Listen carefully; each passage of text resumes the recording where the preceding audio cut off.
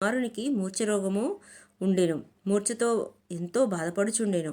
ఎన్నయో English మందులు, ఆయుర్వేద మందులు వాడెను. కానీ కొంచెమైనను తగ్గలేదు. ఇది వరలో భక్త దాసగనుచే సాయిలీలలు బొంబాయి నగరంలో హరికథలు, భజన కీర్తనలు ద్వారా చాటెనని చదివియున్నాము. ఆ కథలే 1910 సంవత్సరంలో పితలే వినని బాబా తన స్పర్శ చేతను దృష్టి వలనను జబ్బులను బాగుచేయునని విని పితలే కూడా షిరిడీ వెళ్ళి బాబాను దర్శించవలెనని కోరిక కలిగెను. అనుకునుటయే తడవుగా భార్య బిడ్డలతో బాబావారికి కొన్ని బహుమానములను పండ్ల బుట్టలకు తీసుకుని షిరిడీకి వచ్చెను.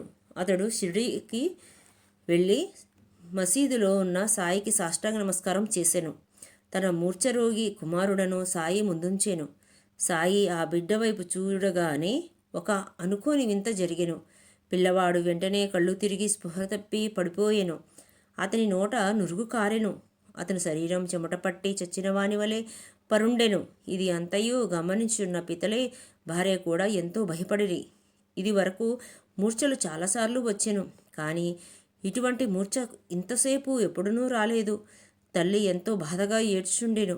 అప్పుడు సాయి ఆమె నోదార్చుతూ ఎడవబోకుము, కొంతసేపు ఆగుము, పిల్లవానిని బసకు తీసుకొని వెళ్ళము, కొంతసేపటికి తెలివి వచ్చును అని తెలిపెను. సాయి చెప్పిన విధముగానే వారు చేసిరి. సాయి మాటలు నిజమాయెను. పిల్లవాణ్ణి వాటాలోకి తీసుకుని రాగానే లేచి కూర్చుండెను. భార్యాభర్తలిద్దరూ సంతసించిరి. వారి సంశయమును తీరినది. వారిరువురు సాయి దర్శనమునకై మసీదుకు వచ్చిరి. బాబాకు నమస్కరించి వారు బాబా పాదములను ఒత్తుచు వినయముతో కూర్చుండిరి. సాయి చిరునవ్వుతో ఇట్లనిరి: ఎవరికైతే నమ్మకమో, ఓపిక, శ్రద్ధ, సబూరి గలవో వారిని భగవంతుడు తప్పక కాపాడును. మీ సంశయములు, భయములు తొలగినట్లేనా అని సాయి అడిగిరి. పితలే మర్యాద కలవాడు. ఆ రోజు అక్కడ ఉన్న వారందరికీ మిఠాయిలను చాలా పంపెను. సాయికి చక్కని పండ్లను తాంబూలము నిచ్చెను. పితలే భార్య కూడా సాత్వికురాలు, నిరాడంబరము గలది. ఆమె స్తంభమునకు ఆనుకుని బాబా వైపే దృష్టి నిలిపి ఆనంద బాష్పములు రాల్చుతూ కూర్చునేను. ఆమె ప్రేమ స్వరూపం చూసి బాబా మిక్కిలి సంతోషపడెను. ఏ భక్తుడు హృదయపూర్వకముగా పూజించి భగవంతుని శరణు వేడెదరో వారికి భగవంతుడు ఎప్పుడూ వారి దాసుడే. వారి కొన్ని దినములు షిరిడీలో సాయి చింతనే గడిపి ఇంటికి పోటకు సెలవు కోరుటకు సాయి వద్దకు వెళ్ళిరి. బాబావారికి ఊది ప్రసాదము నిచ్చిరి. పితలేను సాయి దగ్గరకు పిలిచి, బాపు, ఇదివరకు 2 రూపాయలు ఇచ్చిన ఉన్నాను, ఇవిగో ఇవి 3 రూపాయలు కూడా ఇచ్చున్నాను. వీన్ని నీ పూజామందిరంలో నుంచి పూజించుము, నీవు మేలు పొందిదవు. పితలే వాణిని ప్రసాదముగా స్వీకరించి సాష్టాంగ నమస్కారములు చేసి సాయి ఆశీర్వాద బలముతో ఇంటికి చేరెను. కానీ పితలే, ఇది మొదటిసారి కదా షిరిడీ వెళ్ళుట, మరి బాబా నాకు ఇదివరకే 2 రూపాయలు ఇచ్చినానన్నారు. ఆ మాటలు అర్థం చేసుకోలేక బాబాని అడిగి తెలుసుకోవాలనుకున్నాడు, కానీ సాధ్యపడలేదు. ఇంటికి వెళ్ళిన తరువాత తన ముసలి తల్లితో చర్చించెను. ఆమె పితలేతో ఇట్లు చెప్పెను: నీవు ఇప్పుడు షిరిడీకి పోయినట్లే నీ తండ్రి నిన్ను తీసుకొని అక్కల్కోట్కర్ మహారాజు వద్దకు పోయెను. ఆయన పూర్ణయోగి, సిద్ధపురుషుడు, సర్వజ్ఞుడు, దయాళుడు. నీ తండ్రి నిర్మలమైన భక్తుడు కనుక ఆయనకు నీ తండ్రి అనిన ప్రేమ కలిగెను. ఆ యోగి 2 రూపాయలిచ్చి పూజామందిరంలో ఉంచి పూజించమని తెలిపెను. నీ తండ్రి మరణించుటచే ఆ పూజ ఆగిపోయినది, రూపాయలు పోయినవి. నీవు అదృష్టవంతుడు అవుటచే అక్కల్కోటకర్ మహారాజు సాయి రూపంలో నీకు దర్శనమిచ్చి నీ కర్తవ్యమును గుర్తు చేసిరి. కాబట్టి ఇక మీదట దురాలోచనలు విడువము, జాగ్రత్తగా ఉండుము. మీ తాత తండ్రుల ఆచారములను అనుసరించి నడువుము. రూపాయలను పూజింపుము, కుల దేవతలను పూజింపుము, సత్ప్రవర్తన కలిగి ఉండుము. యోగుల ఆశీర్వచనము దొరికినందులకు సంతోషించుము. శ్రీ సాయి నీలో ఉన్న భక్తిని మేల్కొల్పినారు. తల్లి మాటలు విని పితలే చాలా సంతోషించెను. బాబాపై పితలేకి అమితమైన భక్తి ఏర్పడినది. సాయి శక్తి ఎందు, సాయి పలుకుల ఎందు, సాయి ఆచారముల ఎందు ఏదో పొందరాని అనుభూతిని పితలే పొందెను. అప్పటి నుండి తన నడవడి మార్చుకొని బాబావారికి సర్వస్వ శరణాగతి అని నిరంతరం పూజించి ధరించారు. ప్రాణత్యాగం చేసుకోదలిచిన అంబడేకర్ గారి కథ. అంబడేకర్ సాయి భక్తులలో ఒకరు. పూనా నివాసి.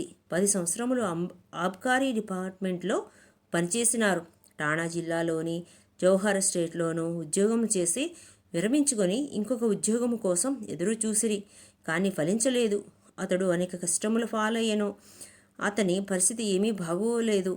ఈ విధముగా 7 ఏండ్లు గడిచిని. అతను ప్రతి ఏడు షిరిడీ వెళ్ళి బాబాకు తన కష్టములను తెలియచేసేవారు.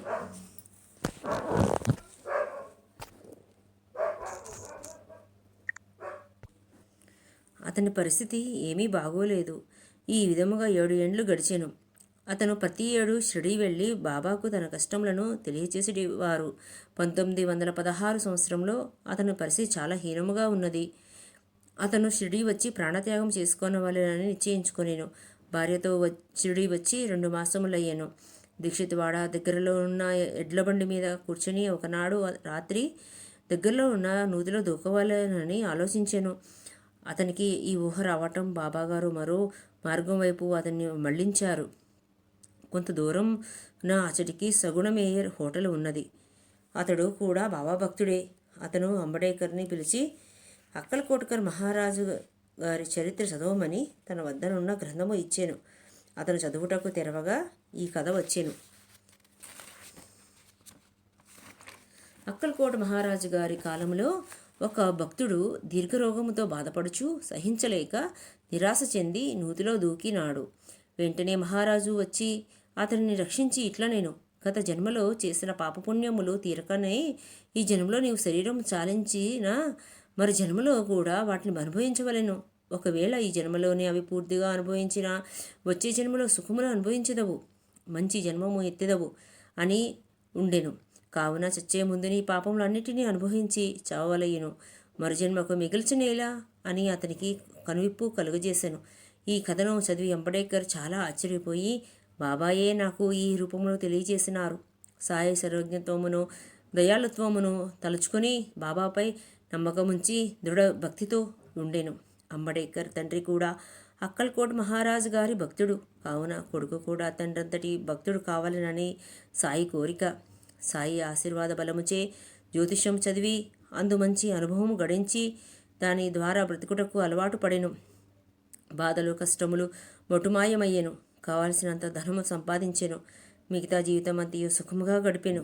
ప్రాణత్యాగమనున్నది హత్యాపాతకము. భగవంతుని ఆజ్ఞ మేరకు వేచి ఉన్న తరువాత జన్మలోనైనను మంచి జీవితము ప్రసాదించును. ఈ కథ మనందరికీ కనువిప్పు చేయుటకు సాయి సెలవిచ్చిరి అని భావించి ఈ అధ్యాయం ముగించెదము. ఓం శ్రీ సాయినాథాయ నమః.